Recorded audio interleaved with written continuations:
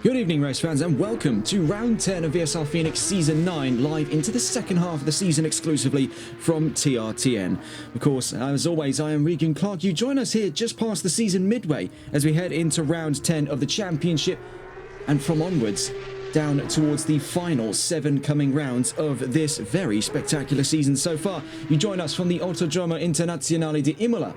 Founded in 1953, originally for motorcycle racing, is now consistent of 19 turns and just over 3 miles of FIA Grade 1.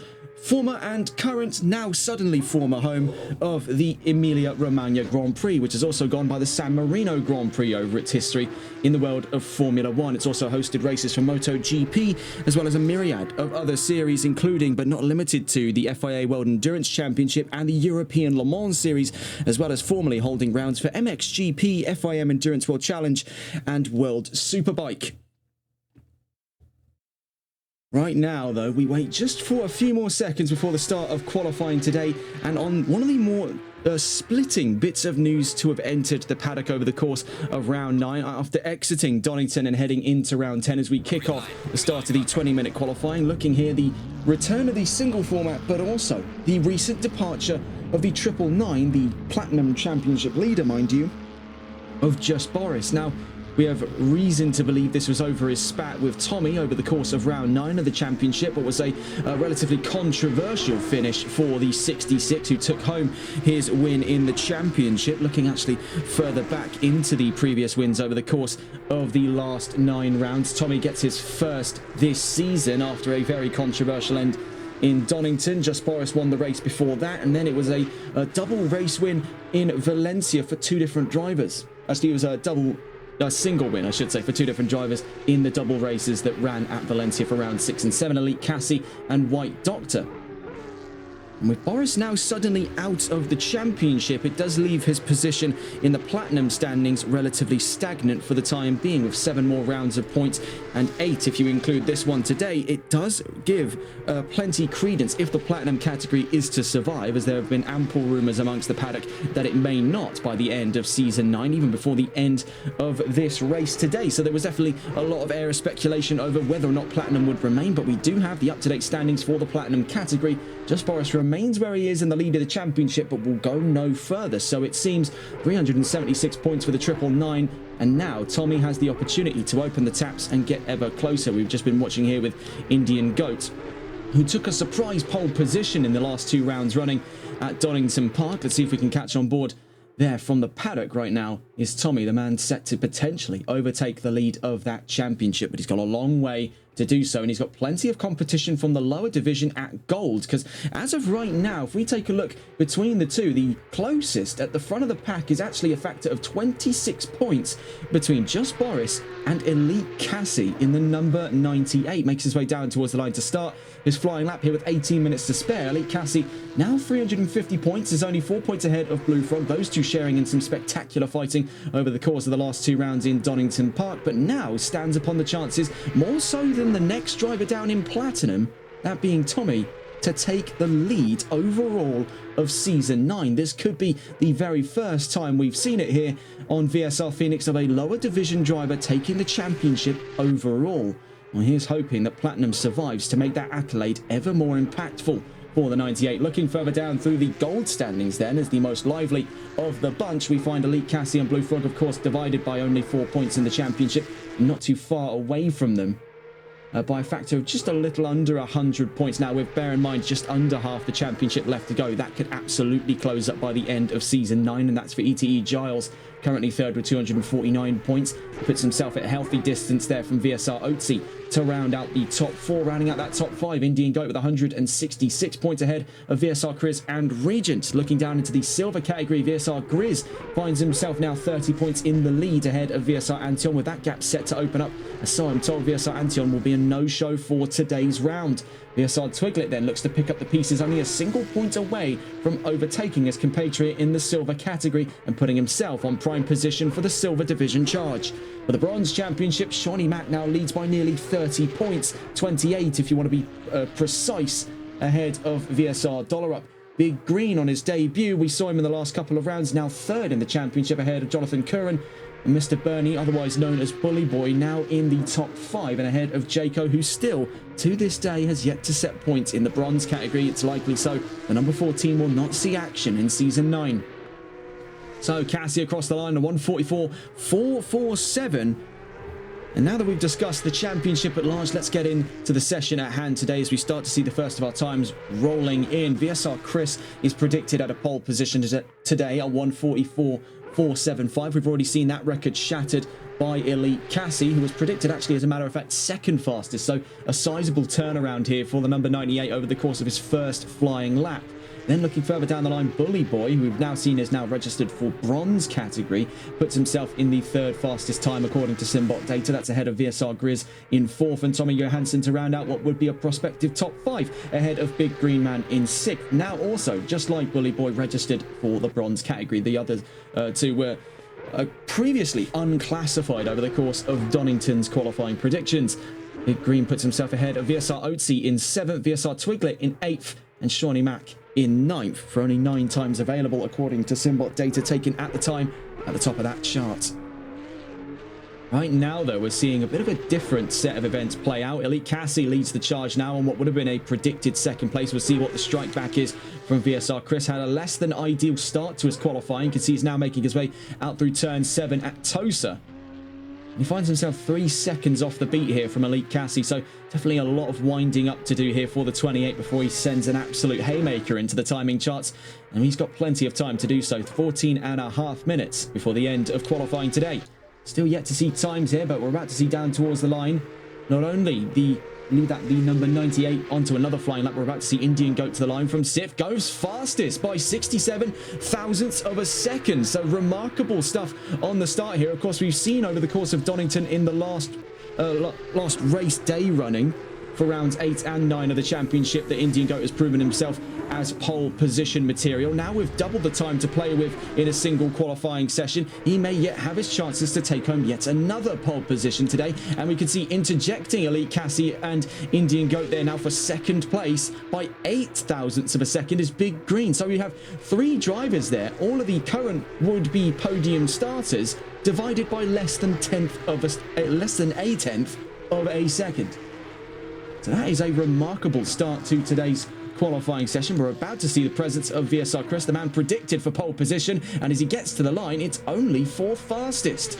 So again, another fluke for the 28. He finds himself nearly a whole second off of the fastest time.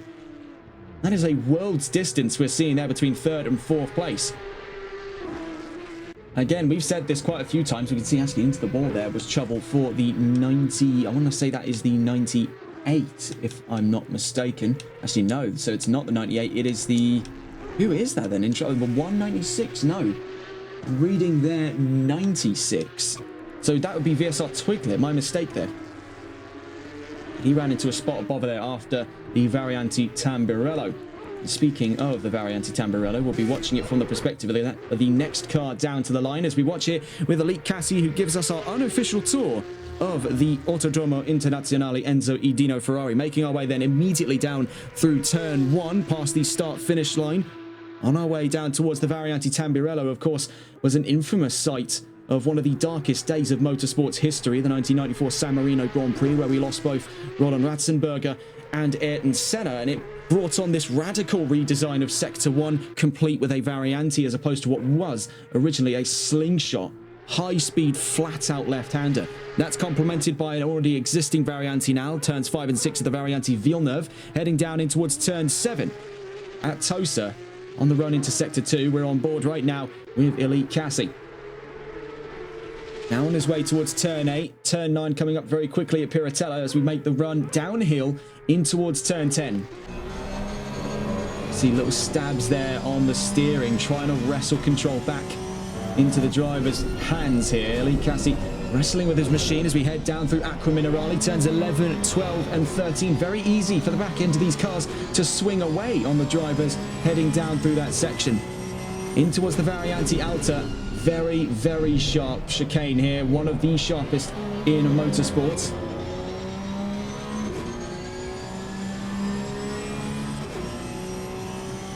Now making our way down towards turns 16, 17 and 18 at Ravatsa as we crown off this flying lap by Elite Cassie. The man currently remains on pole position, but by narrowing margins there, what was 67 thousandths of a second has now been brought down to 8 thousandths of a second. So as we follow with the telemetry here, we can see an improvement of just under a tenth as he makes his way to the line. Elite Cassie on what appears to be an invalid lap. Will the record show otherwise? No, it was invalidated. So for once, the data giving us accurate answers. Next to the line comes the 66 of Tommy. Let's see if we can catch him here to the line from fourth. Across the line, no improvement for the 66, remains in fourth place right now as we head towards the halfway mark of qualifying today. Right now, Elite Cassie extends the margin to a 44.232. Of course, not over the course of that last lap just gone. That was invalidated, but he puts himself 27 thousandths of a second ahead of Big Green in second place. The 42 is gunning for his first victory here in the absence of some serious industry heavy hitters. Now we'll get the chance to go toe-to-toe with the current Gold Division leader.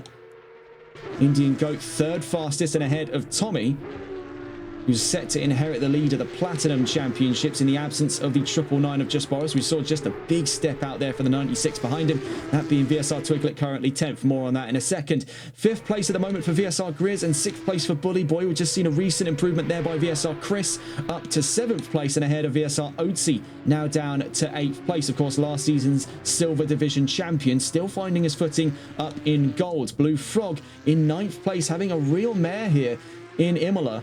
Has not been getting the most out of the car at the time being. 2 seconds and 500ths actually away from pole position.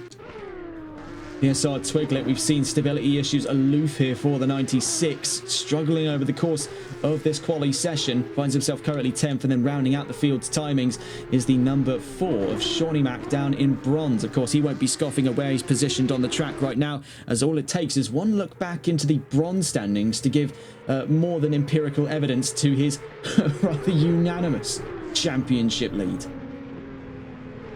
Down in bronze. We've just seen the extension come through there. The first of the 43s now emerges from the 98. A blindside lap puts him nearly half a second up from Big Green in the 42. So very impressive stuff here from the 98 of Elite Cassie.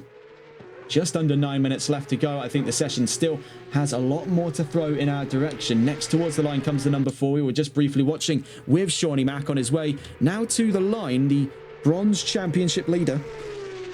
Does he find yet an improvement up from 11th place? Yes, he does, actually up to 10th and ahead by 390 thousandths of a second over the 96. Next across the line went the number 6 of VSR Otzi, now up and ahead of the Blue Frog, but can't find ground ahead of VSR Chris. Across the line behind him went the 61, that was the Blue Frog himself.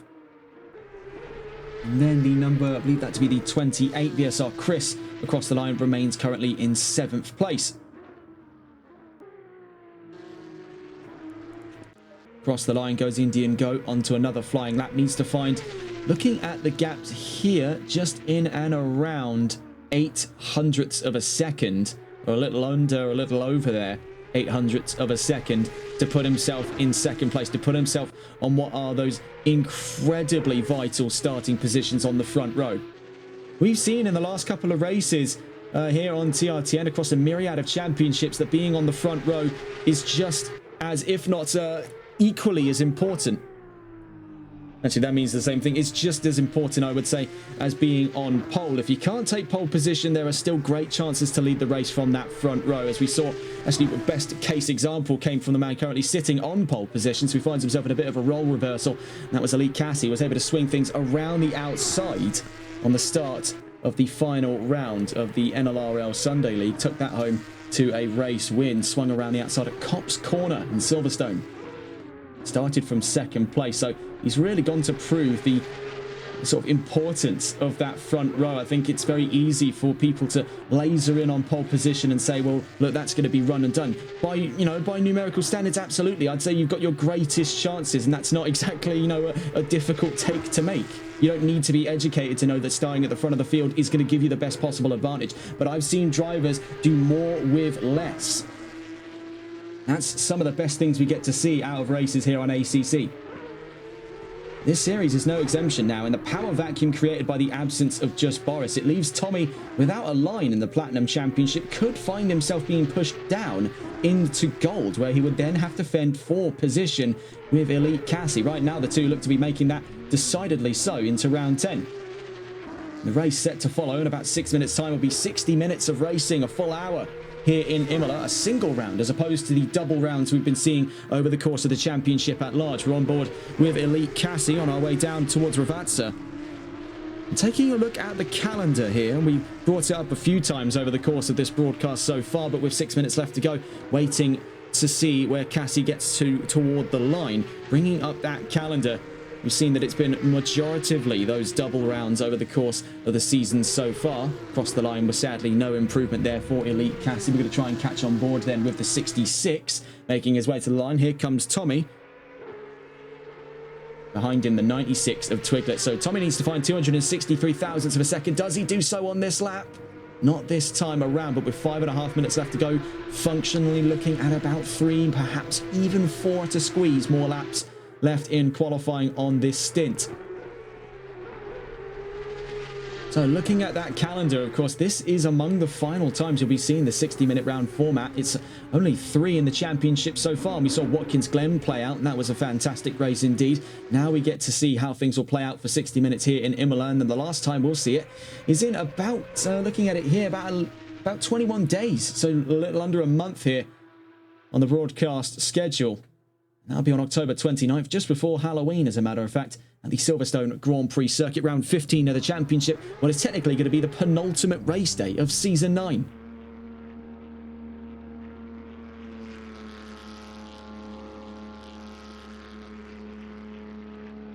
Now, we'll note as well the size of the grid today. Now, it has been a little bit of a background concern here on TRT, and of course, it's not our position to pass any kind of suggestion as to what should and shouldn't be done for leagues. Of course, we are broadcasters at the end of the day, not event organisers. It would be a little bit hypocritical for us to take the stance to address that as a primary concern. But it is definitely something that is pressing on one's mind. Has it been the case, perhaps, that the Porsche Cup craze, I think this is something we saw very similar, another case study for those of you, if you want to look up how that panned out, was the NLRL Solo Multi-Class Endurance Championship. When it started, had quite a lot of attendance. There was quite a lot of interest for multi-class racing.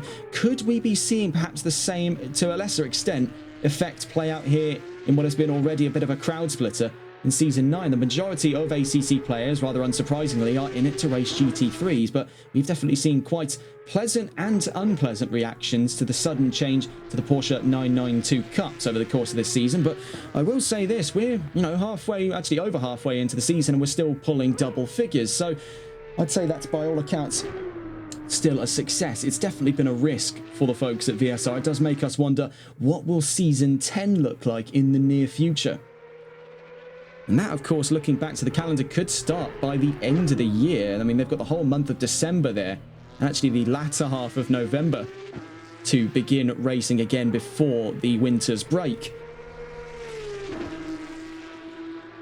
I'd be curious to know if anyone's in chat at the moment, what kind of suggestions really would there be for Season 10? Where is the sort of interest lying over the course of the next 7 races? Where are fans going to be teetering towards? Where are drivers looking to head to next? The Porsche Cups have currently proven to be some of the most spectacular machines, pound for pound, for close wheel racing over the course of this championship so far, so you'll hear no complaints from me. And I'm very curious to see whether or not we will see yet another season of these. Definitely taken to a mixed bag of reactions when it was first introduced.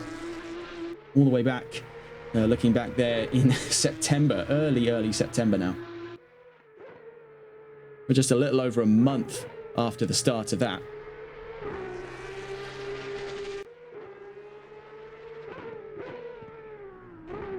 Trouble there down at Tosa. Could that sully the final lap here of what it's going to look, well, penultimate lap, I should say, for his qualifying stint for Tommy? A little flick there out through Tosa. Very easy for drivers to get the back end to swing away there. And we've seen that in the more balanced GT3s. We've seen it in GT4. Now we see it in the Porsche Cups. It is really quite an evil corner here in the Autodromo Internazionale Enzo Edino Ferrari. We see here, Elite Cassie is back out on track. Behind him is the Blue Frog. That's first and seventh place cars at the moment. The number 98 and the number 61 out on what is going to be the final stint of flying laps here in Imola. What has been definitely a bit more of a mellow second half to qualifying. Definitely started off on a much spicier note. That real centerpiece was 3 drivers divided by less than a tenth of a second. But Cassie has made this point crystal clear that he is not looking for close pole positions. He is looking for domination now. It's more of a change of management we're seeing here up front in the absence of the 999. It is peculiar to say the least. It's his second season on the run, and Boris would have had pretty much every chance after this round to come back and continue to extend the margin. Looking overall, he was still leading ahead of the gold category number 98. So it does leave plenty up to question as to what was the deciding factor behind it. Of course, we had a little brief exchange with him in our Twitch chat where he was saying, you know, don't expect that victory to be held by the 66. It was quite icy words there from the 999, and rightedly so. I mean, if you are going to lose the lead of the race and you do feel that it was a injustice to it, I'd imagine every right to speak out. Of course, not our position. We just didn't see what went on. We were following battles further down the field last week. So down to the line to start their final flying lap is Elite Cassie. Behind him is the Blue Frog. Both of them will make it just to the line there with very little left to spare in terms of time. So we'll be catching on board with Tommy. He makes his way down towards Piratella. So that is the functional end of qualifying, but with a few drivers still to set times on the charts here, this could still swing in the direction of any which driver in that top 5. I mean, you're seeing 5 drivers there divided by less than a second from one another. The 98, the 66, the 42, the 9, and the 61. Oh, but it's all gone a bit wrong there at the end of qualifying for Tommy. That's the nail in the coffin. Any chances he would have had now have been shattered by that one very small mistake. Coming to the line then is Big Green Man. Out through the the Variante outer section of the track. That's after Aqua Minerale. Down towards turns 16, 17, and 18. It's been a very hopeful qualifying session so far for Big Green Man on what I believe is coming up on his 3rd or 4th race in this championship. So it is very curious to see where things will go next for Big Green. As we see down to the line is Tommy. Rather begrudgingly so, taking things all the way to the checkered line at the end of qualifying, giving a little bit of toe to Big Green Man, and it was more than enough because it's pole position for the 42. I was not expecting that at the very final moments of qualifying today by a landslide. Now it's a pole position as the rain starts to batter the track. The heavens have subsided and let forth a tide of rainfall right now at the end of qualifying for the arrival of VSR Twiglet. That ultimately sullied his options in terms of getting up further from the back of the top 10. So this is quite the shockwave we're seeing from the 42 all the way to the line on what didn't look like a particularly brisk lap. I mean, that's often the deceiving factor in motor racing. It is a case where if it looks slow, it's actually incredibly fast.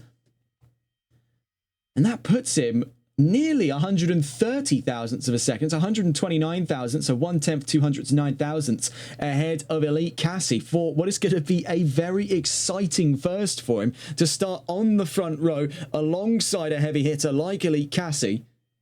Who could emerge on top for this race? As if the weather is showing any indication of it, it could very well be a wet race coming up here. The last time we saw that was, I want to say, Watkins Glen earlier in the championship.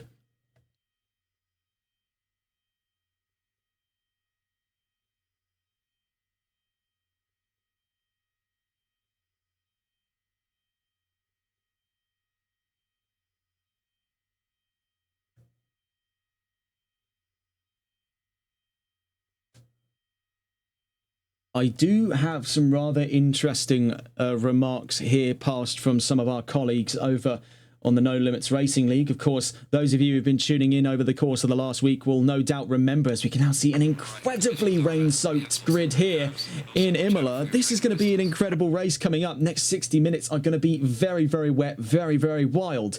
We'll get through the grid and then discuss the most recent bit of news. We did say we didn't have any news today, but I have been now informed of quite the record-shattering bit of news here. Big Green Man then starts from pole position on a surprise turnaround for the 42, puts him ahead of the 98 of Elite Cassie, now starting from the back of the front row. Onto that second row, third place for Tommy and fourth place for Indian Goat. On the third row, Blue Frog and Grizz in fifth and sixth place. Bully Boy in seventh, and rounding up the fourth row in eighth place is VSR Chris, as we do see a little bit of a, what was that there? A little bit of a bug, perhaps. Oh, that's not looking particularly grand. I think that was a disconnect for VSR Chris on the formation grid. That's not going to look good here for him. And what that has pushed is Oatsy up to 8th, Twiglet up to 9th, and Shawnee Mac up to 10th. So that is quite the turnaround. Only a 10-car grid. And really, I'd say you'd want a smaller grid for a race like this, because it's going to get ugly. Imola is already a bit of a treacherous track when it comes to the first lap shenanigans, and we see that in GT3, we see that in GT4, and in the Porsche Cups in the wet. I mean, this is a recipe for a nuclear scale disaster. So, just to report on some news that have been passed forward to me by our colleagues at NLRL. So, of course, as just before we covered the grid, we mentioned, for those of you tuning in earlier on in the broadcast week, and as a matter of fact, the turn of last week as well, you'll have seen the climactic finale of the NLRL Sunday League Season 3 at the Silverstone Grand Prix circuit. That double sprint race ended on quite a bang, namely between the two budding champions-to-be, that being Melvin Milliston and Tyler Vermack. Now, in regards to that, it was race 2, lap 13, where we saw that splinter point in their championship rivalry, and we've now just got the incident report back from Race Control, and what it confirms to us right now, though we've reported it on stream that Vermack had taken the championship, we were still waiting for further confirmation on any changes to the truth, and right now it has shown us quite the change, as I can confirm to you right now, as of the time of recording, 8 o'clock on the mark here on the 8th of October 2025, that Melvin Milliston has won Season 3 of the NLRL Sunday League.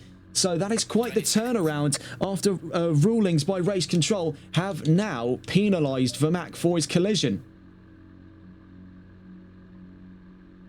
So enough on that, as we still have VSR under our belt here to get underway, and this is going to be a very frightening round for these drivers today. They are up against really the worst of it. We've just seen rejoining to the field, I believe, to be... we did start with 11 cars, but yes, we are still without the 8th place vehicle. So sadly, VSR Chris doesn't appear to be in for today's race. So we follow with Big Green, the new surprise star driver of this field, after a lightning fast qualifying session right in that very last lap. Puts himself just under 130 thousandths of a second ahead of Elite Cassie in second place. But we've seen how strong Cassie starts. As a matter of fact, we saw exactly how strong his starts were back in Silverstone in that Sunday League round. So we know just how powerful he is on that front row. So that's going to be anxieties really for an all-time high. Not only is this the first time Big Green has started on pole position, it is the first time he's going to go properly toe-to-toe on lap 1 with Elite Cassie, all guns blazing from the 98. Slowing down the command of the field, though, as you can see, backing up behind him, the 98 and the 66, the drivers tiptoeing around a absolutely flooded Imola. And we know the rainfall in Emilia-Romagna is quite strong, and we know it is getting up towards the height of the storm season. So this is really at that upper limit for where the track can take before we start to see proper flooding.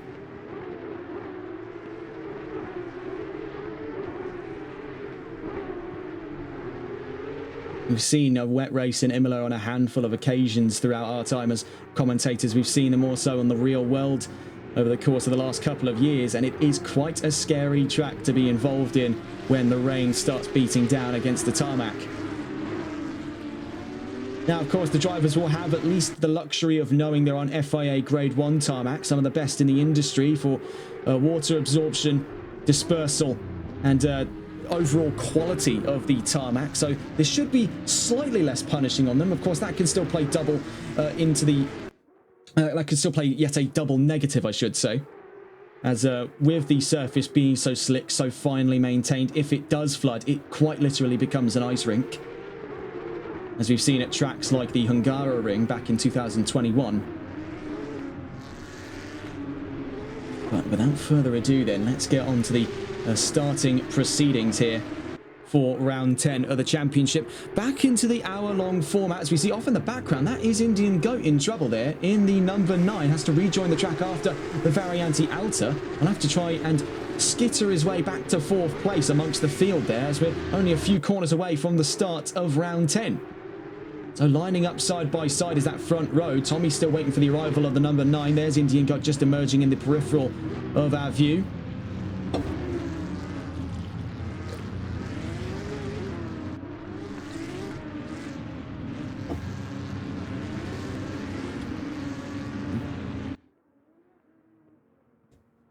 So as we begin the slow crawl to the line then, on a much smaller grid than what was expected today, 10 cars, 5 either side of it, but these brave 10 will have to really go up against the full undivided wrath of Mother Nature herself here in round 10 of the championship for season 9 of VSR Phoenix, as we head down towards the line from the 42's point of view.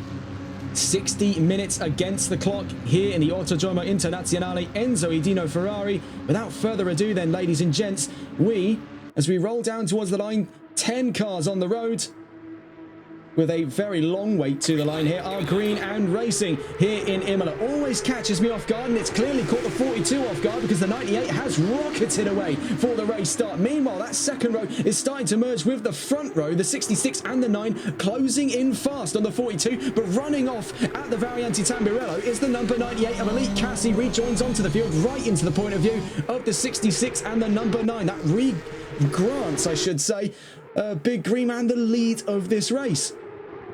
So a great start by the number 42, kept his head low there, was caught off guard for the race starting procedure, happens to the best of us, and heading down towards turn 7, leads the charge ahead of Elite Cassie. Tommy behind in 3rd place, very quickly challenged for the last of his podium positions by the 61. You can see he had a pretty solid exit, all things considered, of Tosa, and that's going to give him a great run up the hill here, as he's just narrowly avoiding the rooster tailing off of that 62, tucks back into the slipstream, back towards the run towards Piratella.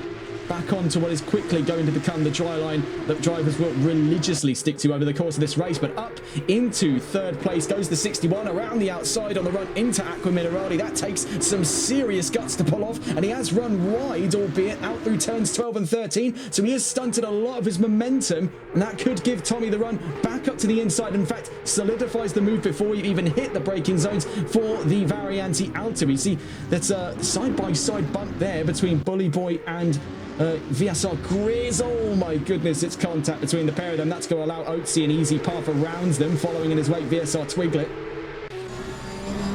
Actually forced onto the grass there is Bully Boy, so ironically the bully has become the bullied here in Imola. Shawnee Mack tucking around in the back end of the 44 of VSR Grizz, we're on board with at the moment towards the back of the top 10. A very hectic starting lap here, drivers on all manner of hesitancies for the start of today's race.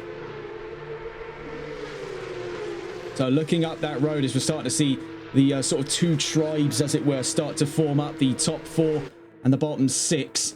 Actually, it could even be closer to 3 tribes here, because you see Elite Cassie and Big Green have carved their way into a world of their own after that first lap. He now leads the charge by 3 seconds to Elite Cassie, with Tommy now in 3rd place, the 61 right behind him. There's a very close fight on our hands right now between Platinum and Gold for the 3rd place.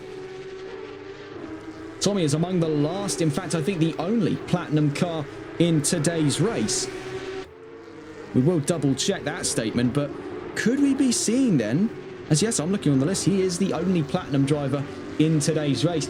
Are we going to see in the next couple of races the dissolution of the Platinum category? It was an ambitious change in regulations coming into season 9, but I think now we're starting to see that that category, and it's been the nail in the coffin with the exit of Just Boris, is now becoming quite quickly extinct. The last of his kind then for the Platinums. The 66 of Tommy right under siege right now from the 61 of the Blue Frog. A little bit of side-by-side action, drifting his way round the Aqua Minerale was the number 9 behind, but now side-by-side on the run uphill. A bit of door bashing there between these two.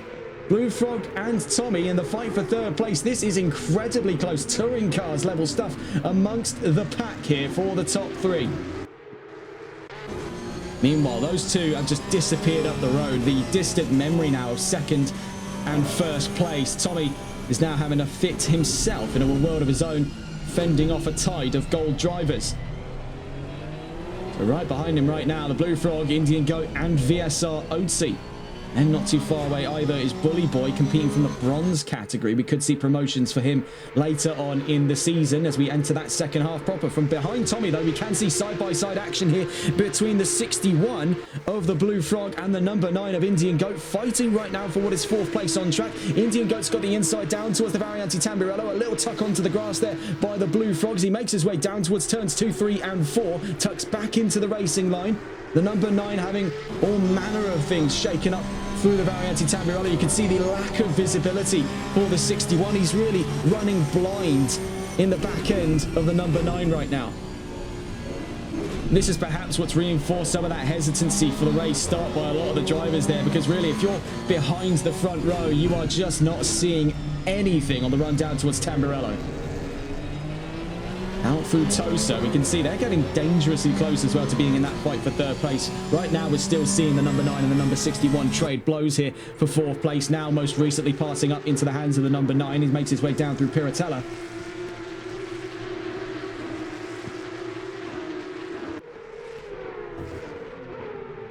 Down into Aqua Minerali. Now, we saw Indian Goat slide his way around, and he does it again. Oh my goodness, how has he got the ability to consistently slide that car? Admittedly, it has cost him 4th place, but I think it's almost intentional. He's doing almost a bit of a rally strategy there. We have seen this a few times. I think we saw perhaps the small suggestion of it back in Donington, namely down at Goddard's, where drivers would swing the nose of the car to the right, then immediately into the left just before the start of the corner to try and maximize some of that momentum, almost imitating a Scandinavian flick, and that was a comment I made last week. And now we're seeing drivers quite literally sliding the car around like they're competing in Rally GT. Running out wide though through Ravat, so that's the 66. We didn't see the start of it, but we have just seen the end of it as it now forces Blue Frog up to 3rd place. So a remarkable turnaround for the 61, much to the chagrin of the last of the Platinums. But Tommy, he has found himself in a world of pain here, and what he thought would have been a nice, easy breezy race in the absence of the departure, the 999 of Just Boris. Tommy now finds himself swarmed by the gold category. Could it be a case here where Platinum has just not proven itself a distinctive category against the previous top dogs at gold? Of course, of the sign-ups that the season has had so far, as we stay on board with Tommy now fending off VSR Otzi, the Silver Division champion, for 5th place, and he is really, really struggling in the face of the conditions right now, and really, this could have happened to anyone, and we have seen it before that Tommy hasn't been, I'm not gonna say he's not been terrible in the wet, but he's not had the greatest of times. He is definitely more of a dry conditions kind of driver. He can deal with wet conditions. We have seen this. And on his day, in the right conditions at the right place, he can do quite an exceptional job in the wet. But these are some seriously tough ones in the face of the 66. We've seen that he does prefer a little bit more of an aggressive setup, and that's just, he's having to play completely counterintuitively to how he normally would. This is quite a culture shock, I think we're seeing for the 66 in his fight for 5th place. So yeah, looking into the signups for what we had over the course of the season so far for the Platinum category, we only had 5 drivers, and that was the case. We had Tommy, White Doctor, the Season 8 champion, Just Boris, the Season 7 champion, Fast Fanatical, who I believe is also in his own respect a champion, if we actually look all the way back. Yes, Season 4's champion. And then Skino from the Euro Titans team. And that's, you know, it's a factor of only 5 drivers. Now, one does wonder, if you look back and cross-reference the data of previous champions, why aren't we seeing, you know, for example, why aren't we seeing VSR Chris compete in Platinum? Why aren't we seeing ETE Giles compete in Platinum? Why has it been a case where some drivers have been put in Platinum and others have not, when all of those drivers, I would say, have proven that they can dominate? Would it not make more sense to put the champions and the championship runner-ups and the division champions within a closer shout of Platinum every which championship that arrives? I think it's definitely been an experimental idea. I'd say the race control team had all of the best intentions when they introduced Platinum, but they've just not got enough cars at this time to justify the existence of the Platinum category. And that's no disrespect to anyone who's in the Platinum category, anyone who wasn't selected for the Platinum category. It's clearly been a case where they're expecting more cars, and right now, with Tommy being the last Platinum on the field, really what point is there in giving him his own championship when he could just fight in gold? Ooh, up the road, trouble for Indian Goat in the fight for 4th now. It actually was previously the defensive fight of 5th, now the offensive fight of 4th, of which is quickly wrapped up for Tommy. Heading down into the Variante Alta.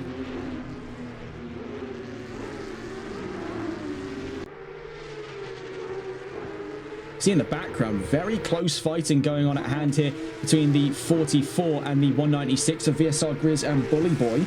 That's currently in contention for 7th place on the field. We stay on board here with VSR Grizz, currently fighting for 7th place. Right in front of him, the 196 of Bully Boy, down in the bronze category. Recent notes there coming in from K1 Jupiter. Yellow, I'm not going to say his full name, but Yellow reportedly bought wrong stairs on Nacht. Yeah, that's a Call of Duty Zombies reference for those of you not in the loop. Do not buy these stairs on Nacht und Toten on World at War or Black Ops 1 or Black Ops 3. Don't do that. That's your friendly advice of the day here on TRTN. Don't buy stairs on Nacht or you will die. So, on your way out through the Variante Tamburello, one must be thinking in the court of VSR Grizz, how much longer is he going to have to sit around in the spray of the 196 before he's got his next available move? Right now, he's just buying himself some time. But bear in mind, only been about, looking at it here, 10 minutes into today's race. There's still a lot to strategize about. Big Green leads that charge right now, though, ahead of Elite Cassie in 2nd place. As a matter of fact, has lost a lot more ground than he's gained. That 42 is a long ways up the road right now. And Blue Frog is getting dangerously close now to the 98. So we're going to catch on board with those two in what is set to be the fated fight of 2nd place. Catch on board now with the 61. Blue Frog right in the wake of Elite Cassie.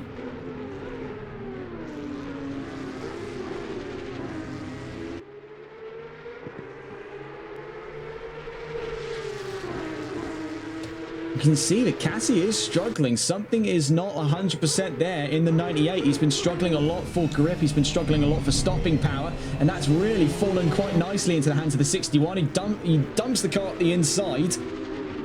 And out through Ravazza. That is quite a squeaky clean 2nd place, all things considered, for Blue Frog there. A night and day difference in performance heading down through turns 16 and 17. Now out through turn 18, down towards the line for the start of lap 7.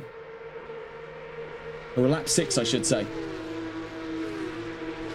That was a very quick, very tidy move by Blue Frog, showing us how it's done then in the gold category. Trouble for Cassie, though. He jumps over the Variante Tamburello.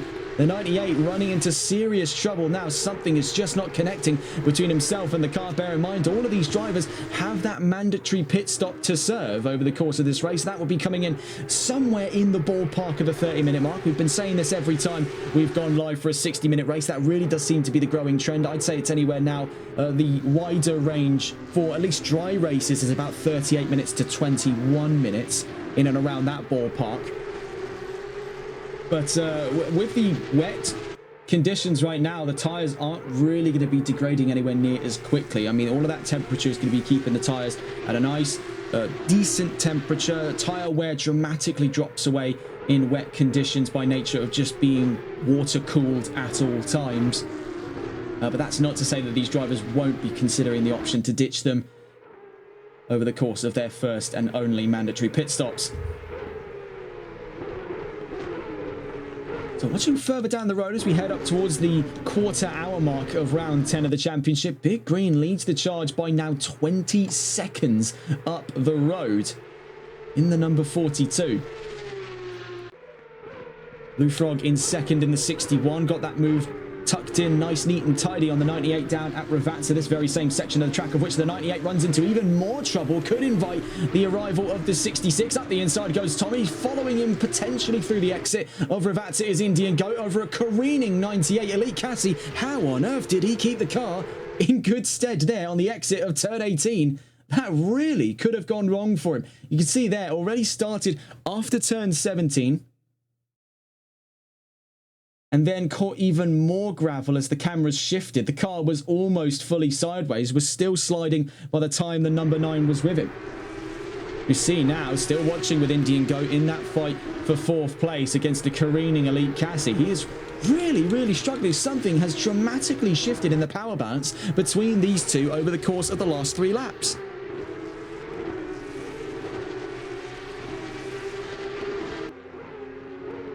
Now heading down towards Tosa as we head nearly to the 45-minute mark. That 42 has become a distant memory now on this field.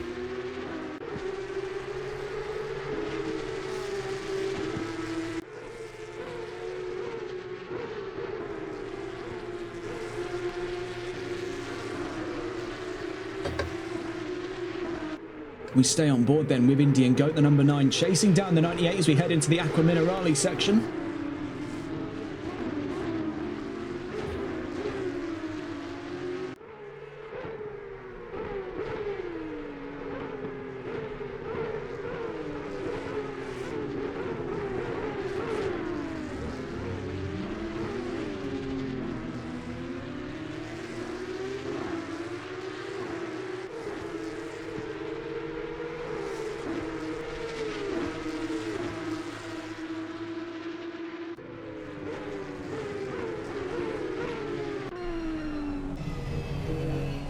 Suddenly that pep in the step for Elite Cassie. Of course, he got that move up on VSR Otzi, much to the chagrin of the number 6. Now finds himself in the iron sights of...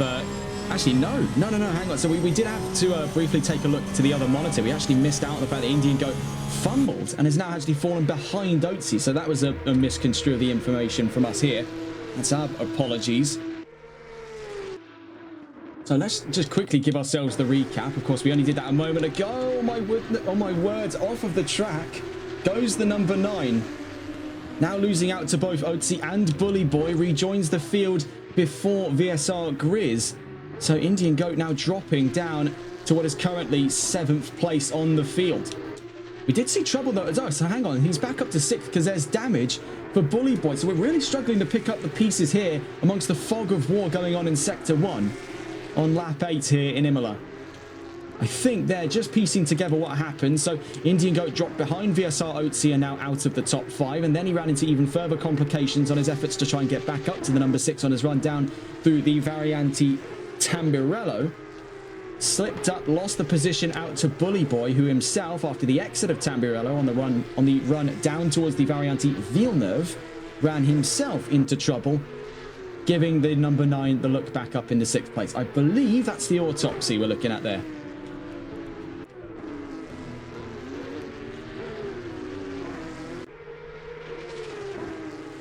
Tommy right now in 3rd, but having dropped 2.7 seconds off of 2nd place, that being now held firmly by the 61. We saw that move up the inside, and it was very squeaky clean earlier on that gave him that 2nd place. Elite Cassie now having since dropped behind Tommy for 4th.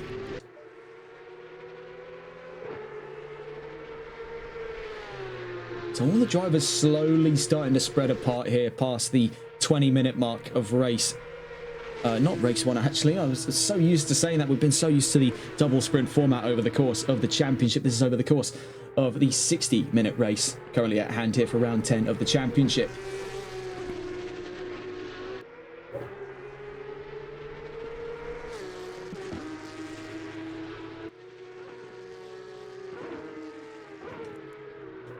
Let's see if we can catch on board where the nearest fights could be coming from at this time. Now, paying close attention to the field as we scroll around, we can see that Tommy finds himself stuck in the middle of things here, not able to find the ground as of right now to the 61, but also not being able to shake off the 98. So any mistake in his direction pushes him back into Elite Cassie. Any mistake ahead of him is much to his gain, but I don't think he'll be finding any mistakes on his quarters because the number 9 runs into trouble, and that could be Indian Goat. Yes, out of this race. So ran into trouble after the Variante Villeneuve on his run into Tosa, and is now out of round 10 of VSR Phoenix Season 9.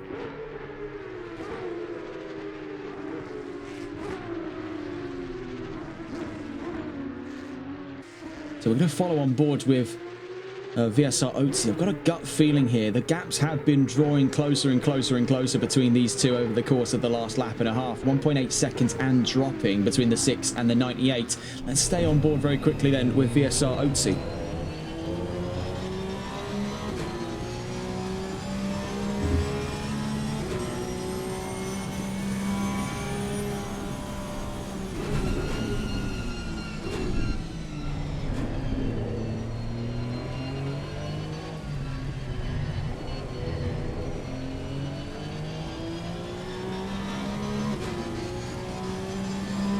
Really, we are dealing with the most bizarre set of circumstances in the history of the season, in the history of perhaps even VSR Phoenix itself, because a bronze division driver, the 42 of Big Green, is leading the charge by a country mile. It seems that in the face of the absence of the previous domineering presence of the championship, I should say, being the 999 of Just Boris, we have now found our new de facto leader of the pack, the 42. As we previously had it predicted, it would be a toss-up between the 66 and the 98 as to who takes the helm, who sort of takes the crown and by consequence the throne.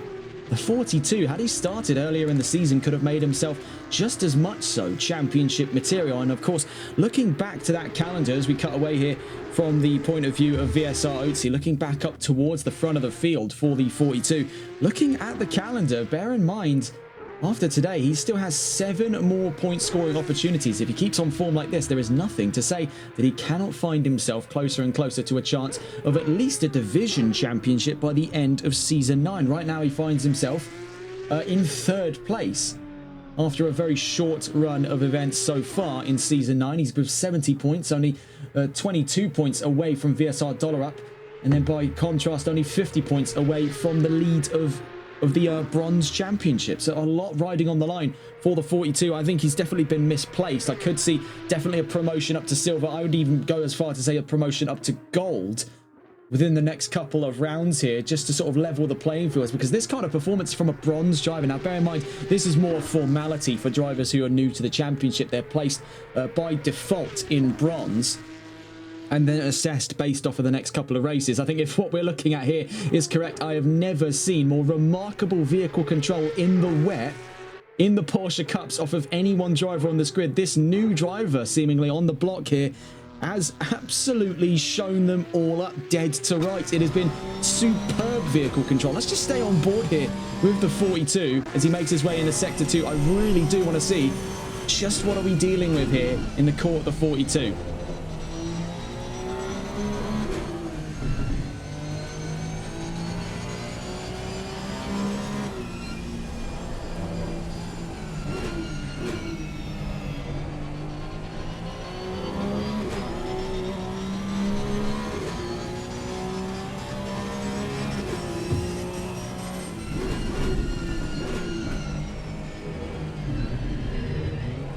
Still on board. A little bit of a wobble there through the Variante Alta, but he's attacking those curves, and you can see that in spite of the fact that most drivers would have assumed in conditions like this, you know, play things safe, play things hesitantly, that's just not the kind of attitude that Big Green is bringing to the table.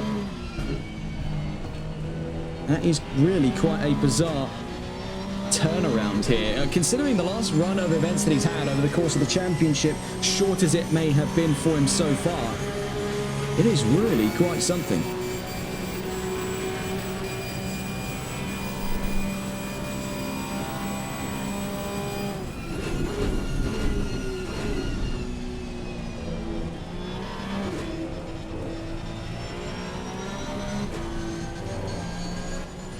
have to cut away from him for the time being, as there is trouble for the number 196, and that was out of the Variante Alta. Actually, that's happening right up in front of the 96 as we speak, and that was for Bully Boy. Now, we saw... sorry, I was looking away from the microphone. We have seen issues for him over the course of this race so far. He now finds himself down in 7th place, potentially to lose out even more so to the 96 in the next couple of corners coming up here, starting us off on the opening straight.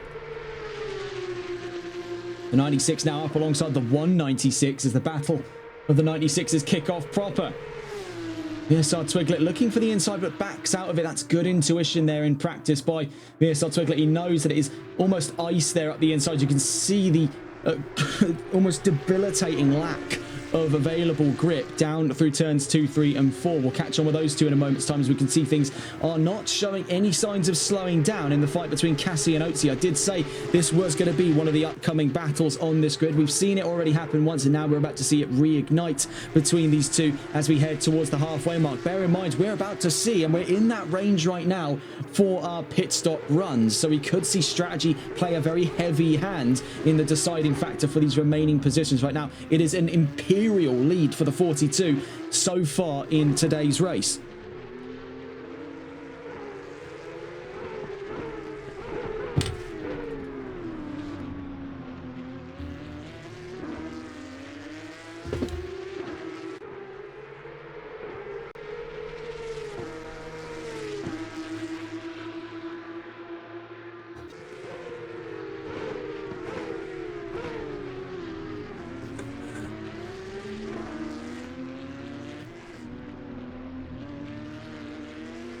You can see, as we've actually caught on with it, a little bit of that commentator's curse. We did think for a moment there the 98 was going into the pits. No, as a matter of fact, was just running super wide on the exit of Ravazza.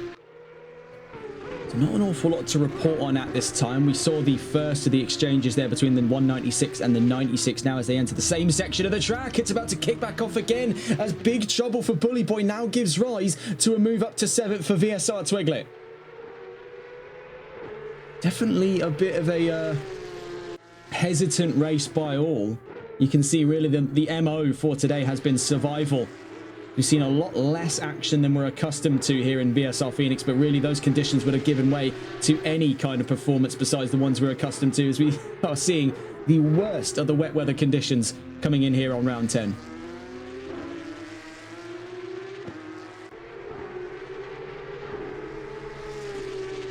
Currently the gap between Cassie and Otzi, 1.3 seconds. We'll continue to monitor that from a distance. We get back on board here with Bully Boy and VSR Twiglet. Heading down into Tosa. Bear in mind, of course, bringing back up the technical data for the Porsche 992. Of course, 4-litre Porsche MA 2.23 naturally aspirated flat 6 model. The 911 992 GT3, the model of which this cup car is based upon, introduced in 2021. Into the wall goes the 196. My word, it's trouble right off the bat for Bully Boy. That's catastrophic for him. Let's get a look at that on the replay, making his way out of Piratella. And you can see he just catches this pocket of water and it just drags the car in against the wall. By that point, he's a passenger now that he's entered the grass. Still with muddied tyres, aquaplanes across the track. Just no grip for him to be found there. You can see that the tyres started spinning up as he hit the grass again. So that has gone in the ways of catastrophically wrong for the 196. That was quite the shove against the wall there for Bully Boy 96. So we'll bring up the discussion of the technical data a little bit later on as we now take a look back in to Otzi v Cassie for 4th place.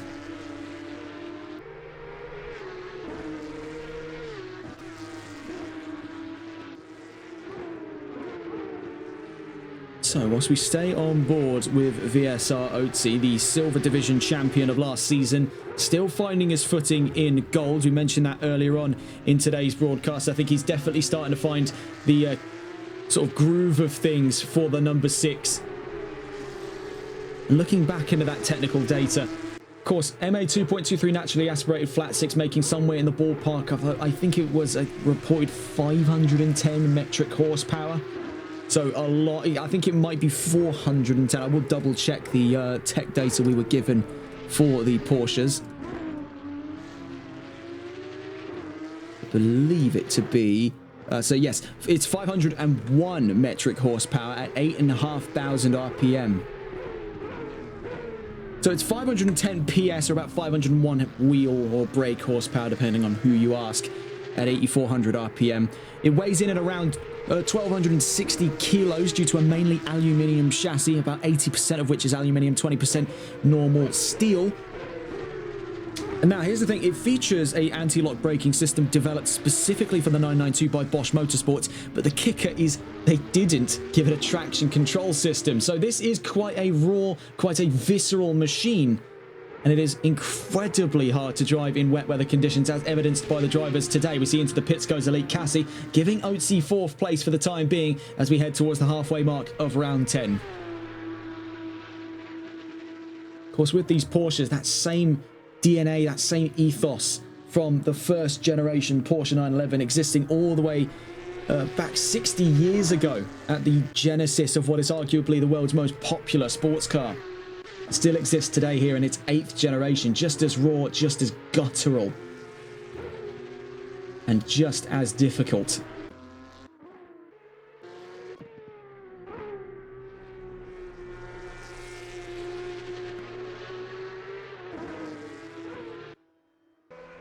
So in the pit lanes right now is Elite Cassie, the 98, the first of our mandatory pit lane runners. We are now down to only 9 cars in this race. What started as 11 vehicles dropped away to 10, now down to only 9 with that DNF from Indian Goat. So these are truly dark times here in the championship, and really, I would say with every dark cloud comes a silver lining, but I don't think we're going to be seeing many silver linings in the wake of the thunderous conditions here in Imola. We see the 98 emerging from the pits. There's the 41, the 42, I should say. That's Big Green emerging right alongside, and they're lapping the 98 as he exits the pit lane. We'll be seeing what is the next call into the pit lane here for the 61. No dice for the 66, perhaps, as we enter the halfway mark of the race. Could there be a look into the pit lanes for Tommy? Doesn't yet think about it. The number 6 next into the deciding factor here. VSR Otzi, who gains that free position off of the 98. Does he go into the pits as a reaction to the 98? No, also doesn't think about it at this time. So next would be the 44 to consider his run to the pit lane. VSR Grizz holds off for lap 15.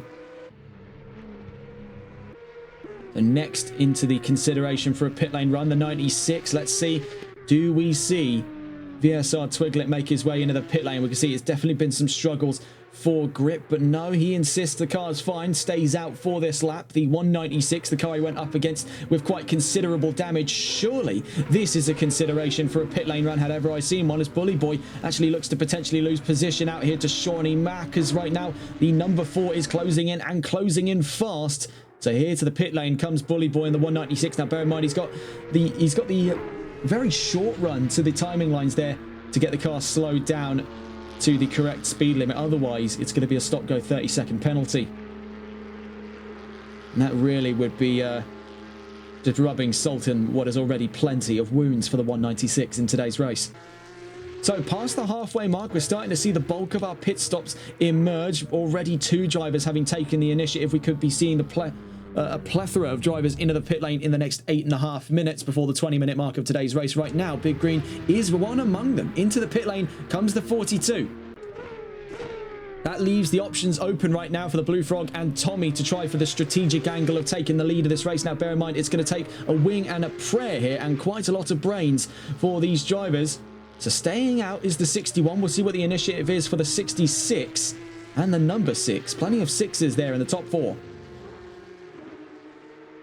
So Big Green having led this race by a country mile from a surprise pole position. We really were expecting a stronger start from Elite Cassie, but it seems that the jump away from GT3 back to Porsche Cups after the lightning run he had in Silverstone last Sunday has seemingly been too much of a culture shock, especially given the conditions at play. He's practically skating around in that 98 over the course of today's race. So in the pit lane right now, the 196 of Bully Boy and the number 42 of Big Green. So he served his pit stop, now on his way out. Back onto the track. Right now, at the best of times, is third place. Will be actually, I think, down to fourth as the data confirms here. Down to fifth. So yes, slowly updating. Down to sixth place. With Shawnee Mack not too far right now from Big Green, sliding his way out of the exit of Ravazza. Could it be the suggestion that it's time to come in for the pits for the 4? No, not this time around. There goes Big Green, I should say, on his exit of the pit lane. In towards turns 2, 3, and 4, the Variante Tamburello.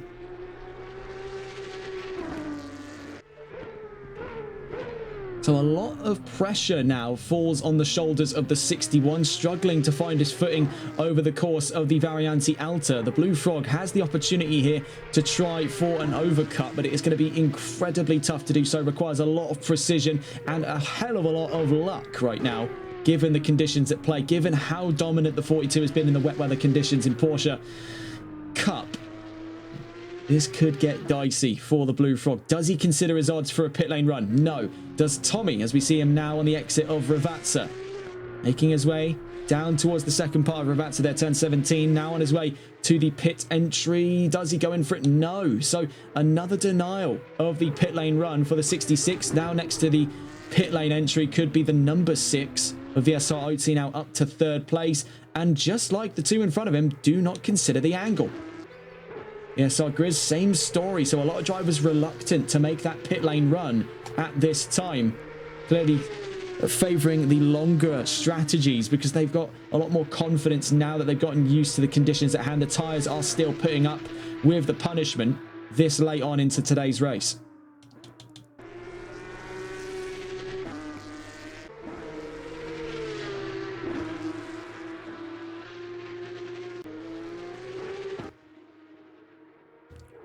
So catching on board with Big Green in the 42.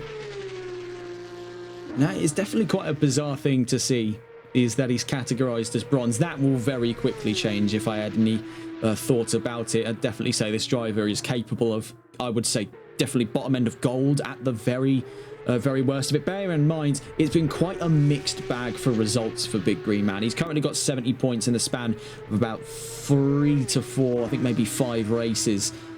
Do recall seeing him back in Watkins Glen, or that could be Bully Boy for that matter.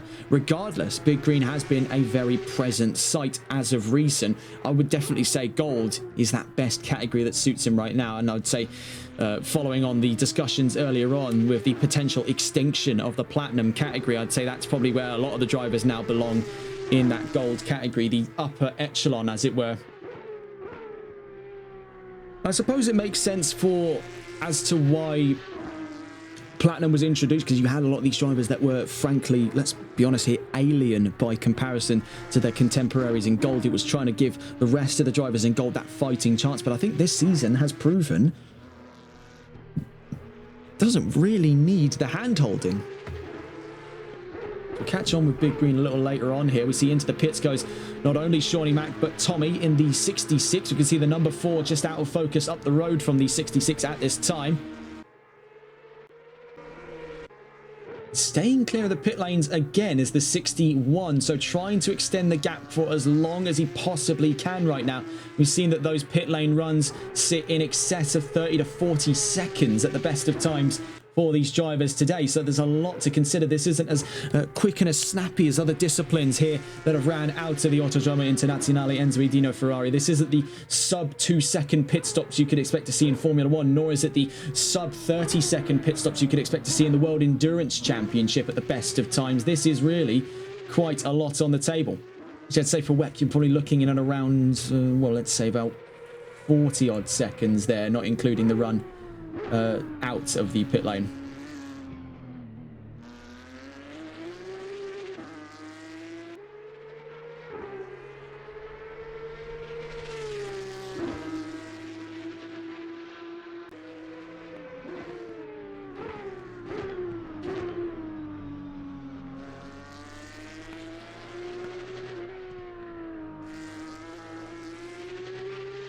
So now on the next possible call to the pit lane, he stays out again. So a very long strategy could be the prediction right now for the 61. trying to extend the gap for as long as it's worth right now. He feels like he's got a lot of life in the lungs of the 61. He's very confident right now, the Blue Frog, that he can continue to hold the mantle of what is a potential race lead here. It's definitely been a precarious set of circumstances at play here. A very small grid. It's been now down to only 8 drivers, I believe, on today's grid. So definitely a word to be had going into the future here for VSR Phoenix. Could it be the case where the Porsche Cups will not see Season 10? Definitely is among the more bizarre turns I've seen for this championship.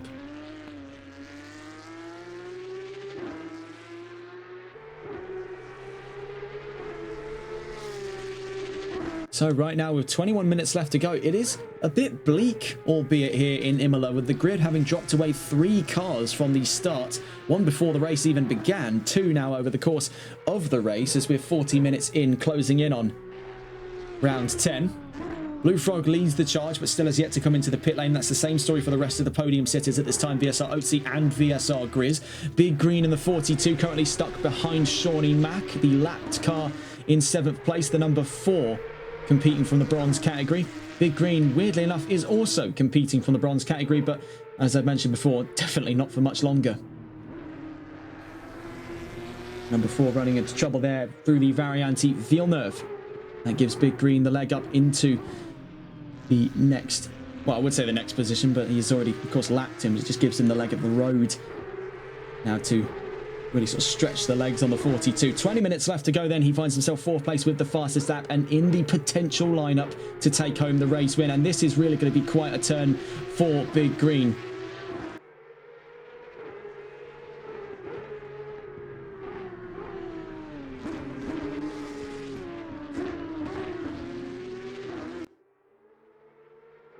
And looking through the last set of results to have come out of the last race round, as we now see the Blue Frog into the pit lane, by the way, the number 61 now in the pits. There could be the exchange up to 3rd place for Big Green, as we now see Otzi follow suit, is into the pit lane as well. Does Grizz? No, he stays out, so he's going to lead the race with 20 minutes left to go as he crosses on to lap 21. That puts Blue Frog and Otzi next in the iron sights here, the approaching 42. So just to recall some of the results here from Big Green over the course of the last couple of rounds that he's competed in. If we stay on board here with the 42, it was 6th place for the 8th round of the championship, the first of 2 races out of Donington Park. And then for round 9 of the championship, we found that Big Green pushed himself up to 4th place amidst the controversy between Tommy and Boris, and a myriad of DNFs to have come out of that race as well, including, I believe looking at it here, Bully Boy, Boris, and perhaps even Twiglet as well finished 3 laps down. I think he did technically finish the race, but had serious damages on the 96. My memory a little bit foggy over the course of the last week of broadcasting. Now he finds himself up into 2nd. VSR Grizz not too far away at all. So if that's given any precedent forth, it is that Big Green will retake the lead of that race the moment the 44 comes into the pits. The 44, of course, was down in 3rd when Otzi and Blue Frog came into the pit lane. Now he is set to retake the race lead.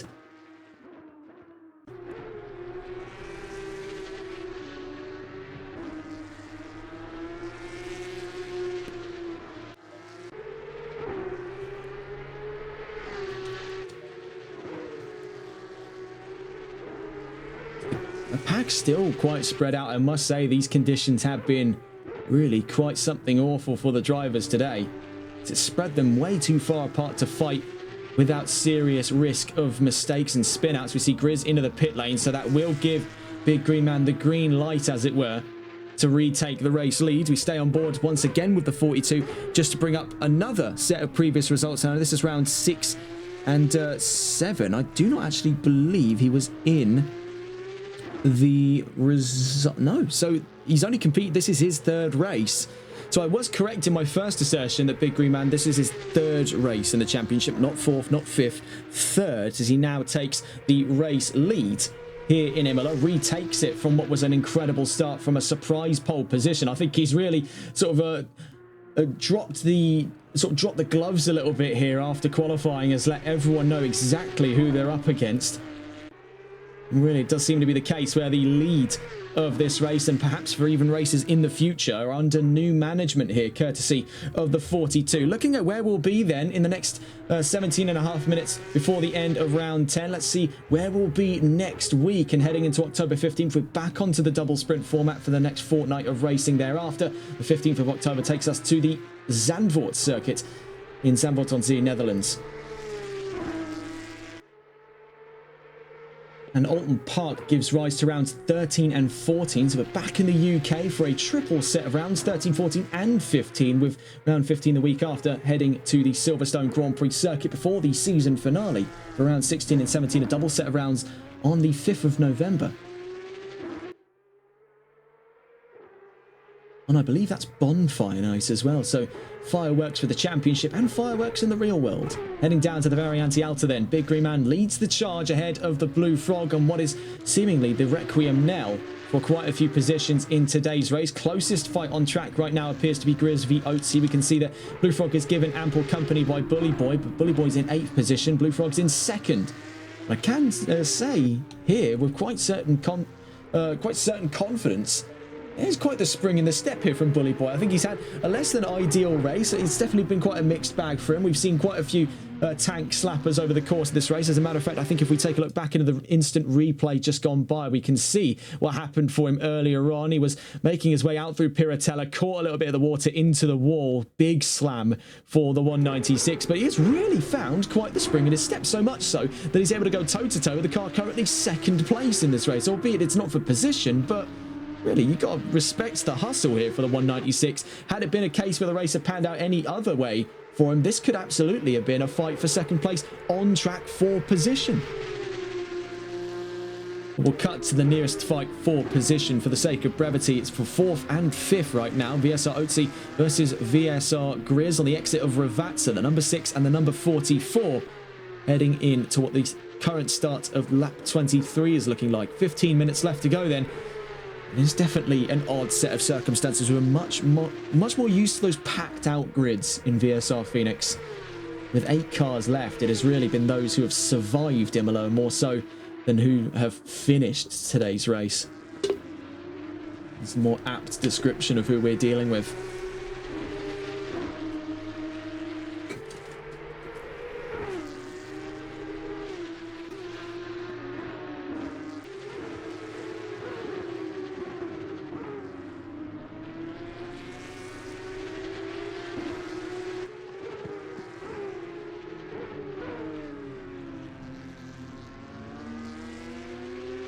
That gap quickly having opened itself up there from what was at the start of it half a second, now 1.8 seconds, has crushed any and all hopes right now of a fight for position on track, as we're now stuck in this sort of limbo state where not a lot is really going on towards the end of this race. And now there's a lot of factors one can consider. It's the fact we've had quite a few DNFs in today's race. We're at a much smaller grid than the one we started with, which was already towards the smallest grid starts we've seen in VSR in recent times. The weather has been absolutely terrible for the cars today. Of course, your rear-wheel drive, rear engine, no traction control, limited ABS system developed, albeit for the car, does give the car some great stopping power, but at the caveat that you have just no ability to accelerate out of the corner. Everyone's had to play a lot more defensively, a lot more hesitance, not a lot of side-by-side, albeit we have been treated to a few fights today.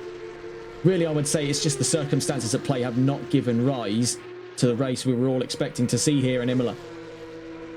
And such is the case with motor racing. You know, I'd say this is something people do have to wrap their heads around. I know obviously we can, and we can tailor the experience with the weather and the exact conditions, but I do find the case that not all the time should you be given the same thing over and over again. It diminishes its value. And I think giving the drivers the option for a wet race, sometimes, yes, it can prove to be a little bit of a poor choice. Sometimes it could prove to be a really good choice, but I think ultimately having that choice to put it in or not is better than being given just dry race after dry race after dry race, because ultimately it loses its value.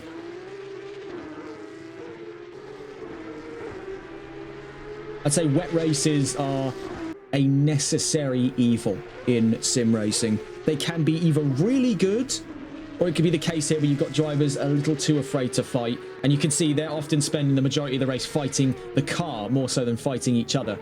Had this been GT3, I don't think I'd have any doubts we could have seen much more moment-to-moment action-packed racing here in the Autodromo Internazionale Enzo Edino Ferrari. But these Porsche Cup cars can only do so much. I mean, what you see is really not too far from what you can go into a Porsche dealership and buy off of the showroom floor. I mean, we're only looking at a few advancements here and there from what is, in essence, a Porsche 911 992 GT3. Of course, it's a bit reductive of us. A lot has, of course, been done for the safety cell system, for a lot of the electronics, and for, of course, the integrated Bosch Motorsport anti-lock braking system. But at the end of the day, these are still road cars. These are a lot more road ready than the GT3s we see. We did see Into the Wall there, the number 4 of Shawnee Mack in some serious trouble. That could be a run into the pit lane for the number 4. Stays out, so you've got to respect it there. He's still got 4 wheels and an engine. He's going to keep to it. 11 minutes left to go.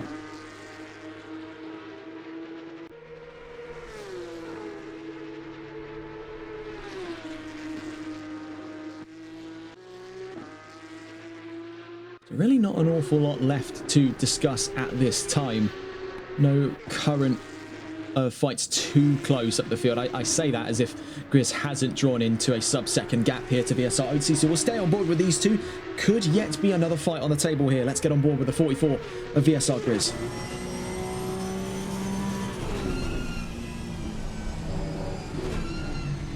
This is all in contention for that fight for 4th. Of course, these two shared in a brilliant championship last season for the Silver Division Championship. Ultimately went in the direction of the car in front of Grizz right now, the number 6 of VSR Oatsy.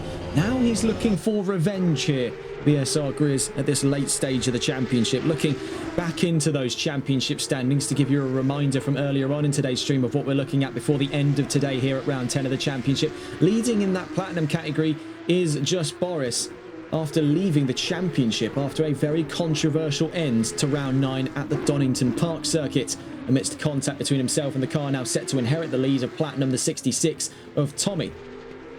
Then looking further into the gold category, you see Elite Cassie is very close to leading the championship overall. Blue Frog in hot pursuit, ETE Giles in 3rd, VSR Oatsy in 4th, Indian Goat in 5th, VSR Chris in 6th, and Regent in 7th. In the Silver Championship, VSR Grizz leads by 30 points to the nearest car, being VSR Antion. That gap, of course, set to open up, and it'll be Twiglet inheriting 2nd place if he is able to finish in today's race. Up the inside goes VSR Grizz and leaps over Ravazza. That was incredibly risky by the 44. We were just covering the silver standings as we made our way down towards Ravazza. Now, I think he definitely did size up a chance to run in on the inside, but I think looking at it there, I think he's just underpinned the brakes. I think he's just not got the braking tied in properly, and rather than carry himself into the direct path of the number 6, just utilise what little grip he had left in the car to swing it up the inside. Because at least then it would have given, by the looks of it, the 6 a fighting chance. You can see that the 6 did hold off. He knew he was coming, just held off. Didn't want to get in the way of things there. Grizz now finds himself actually still not too far away from Oatsy, so great turnaround for the number 44.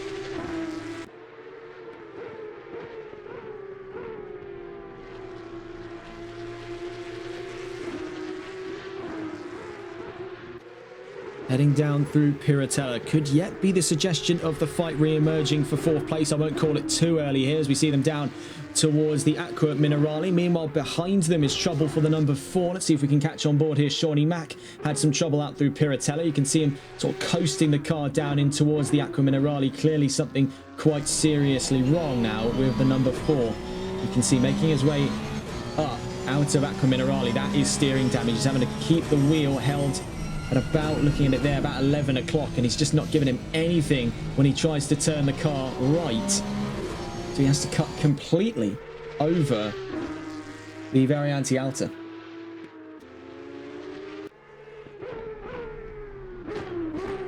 So right now, looking at where things are at, the next DNF, it was the number 98, so we finally figured out the mystery over who was that other DNF. It was Elite Cassie, now chiming into the Twitch chat to say it felt like everyone was on a dry race around me, absolutely no grip or brakes. Really not hard to see where the frustration has come from plenty of drivers. I think this is probably amongst the last time we're going to see wet racing in Season 9. It's just a case where, you know, it's in the same way you don't see wet racing in NASCAR. It's borderline suicidal. Porsche Cups can do it. There's nothing to say that they can't. I mean, they've been doing it so far, but albeit very begrudgingly and with great difficulty. It's in the same way you don't attempt to take a yacht through a sort of glacier. It will just smash. It's not designed for this sort of stuff. You could probably get a ways through, but it's going to get messy.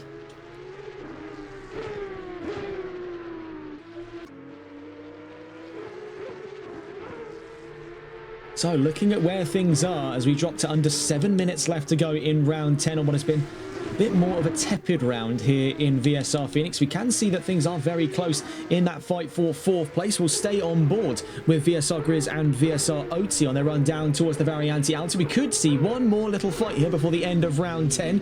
Heading down to the Variante Alta we go.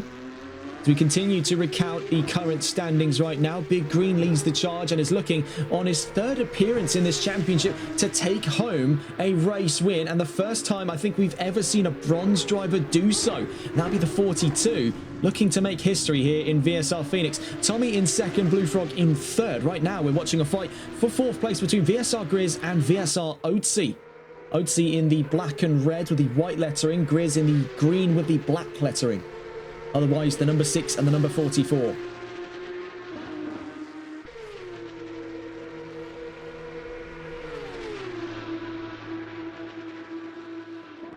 Down towards Tamburello, where they go.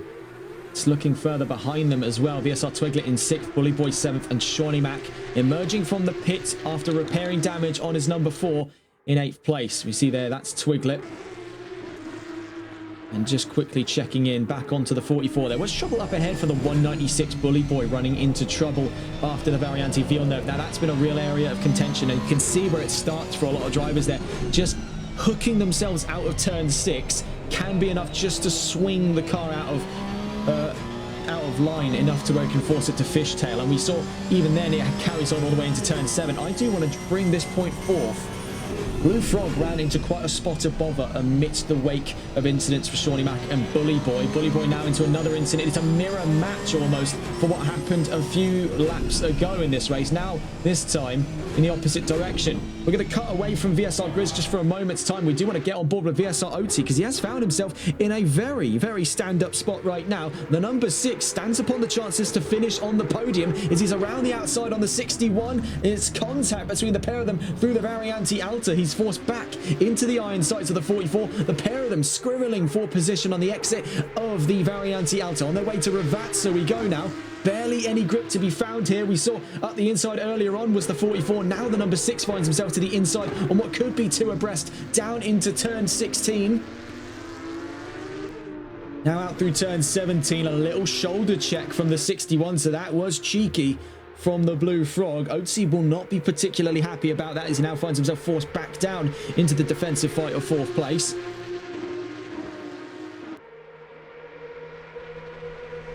Four minutes left to go here in Imola. Where we were expecting a bit of a calm exit from this circuit, we are given anything but here, as we're immediately back up into the fight for 3rd place. So I imagine good things come to those who wait, and if you've been waiting this long on what has been a 60-minute race, you'll be delighted to see what is unfolding in front of your very eyes here. Cars barely any distance away from one another, less than a car's length at the best of times. They make their way down into the Variante Villeneuve, very nearly contact between the 61 and the 6. Right behind them is the 44, practically pushing him down towards Tosa, looks for the inside, can't find the room. The 196 behind them ran into a spot of bother on the exit of Tamburello. That's the 196 of Bully Boy down in 7th place. Right now, it's a 3-man fight for 3rd place. The 61 up front there, that's the Blue Frog in the gold category. VSR Otzi also in the gold category. Right behind them, though, was his former rival in the silver division, still competing for silver, the 44 of VSR Grizz, on their way down through Acqua Minerale. One is left to question what on earth went on for the 61 that has forced him all the way back to what could be missing out on a top, not even a top 3, but a top 5 at the back of the top 5 today. So technically not missing out on a top 5 at all. down through Alta, where he has so much of an advantage over Otzi, and that's the same story for the 44. Seemingly the number 6 just struggling to find grip, loses out for 4th place, is back into the fight, so it would seem, backs off quite early on the run down in towards Ravata, and I think it was for this reason alone. The 44 up on the inside of the 61 takes 3rd place. That was absolutely feral from VSR Grizz, and what it has given is Otzi a great opportunity here in the slipstream of the 61 to come and have a go for 4th. So that was ruthlessly efficient. One position out through the Variante Alta, another position down through Ravazza. He has made that one look incredibly easy. He's carved between the pair of them like a hot knife through butter. Started the last lap in 5th, ended it in 3rd. Both of them sliding out of Tamburello. You can see the rain is not showing any signs of letting up. It has been relatively heavy rain all the way from the start of today's race. That dry line has been stuck to religiously, but it has given them very little to believe in today. Heading down into turn 7, Otzi looking for the inside on the 61 of the Blue Frog and gets it nicked in there past Tosa. Very well done by VSR Otzi, up to 4th place. So as you heard there, leader on the final lap will be getting on board with Big Green in a moment's time, as he's about to make what could be VSR history. As a very bizarre result indeed, his 3rd race could be his 1st race win.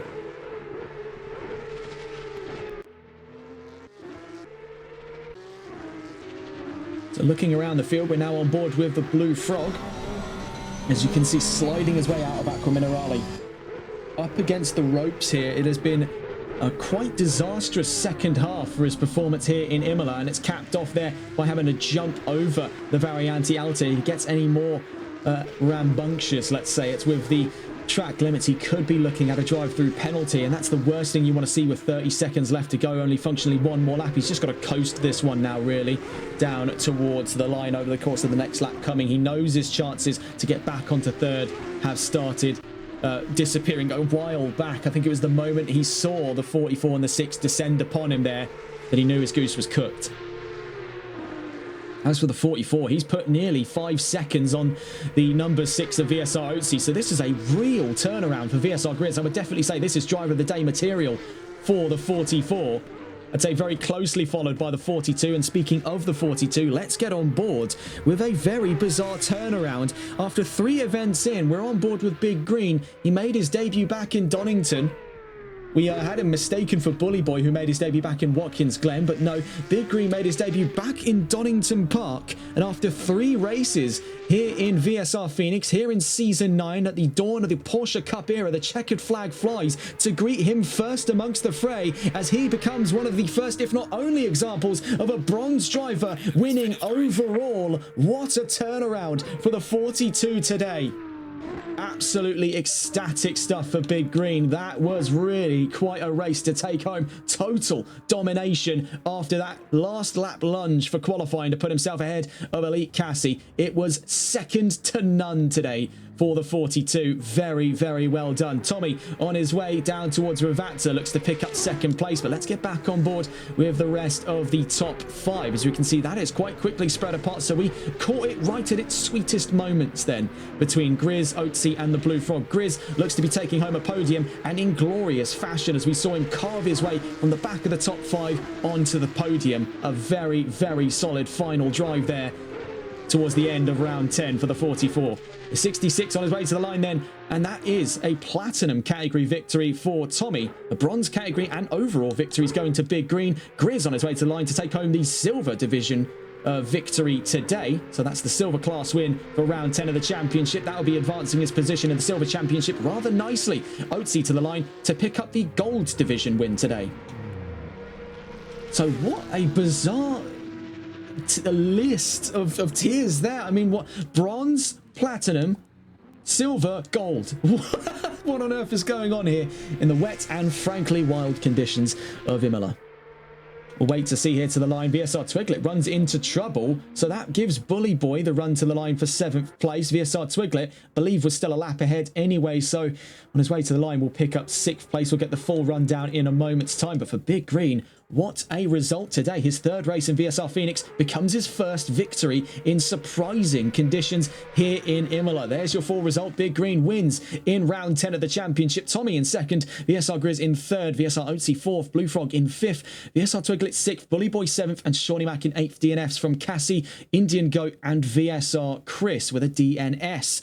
That's all from us here on TRTN. A very bizarre round then here in Imola, and a very well done to Big Green Man, as well as Tommy, Grizz, and Otzi for the division wins in today's round. That's all from us here. Have a wonderful rest of your evening. Take care and good night.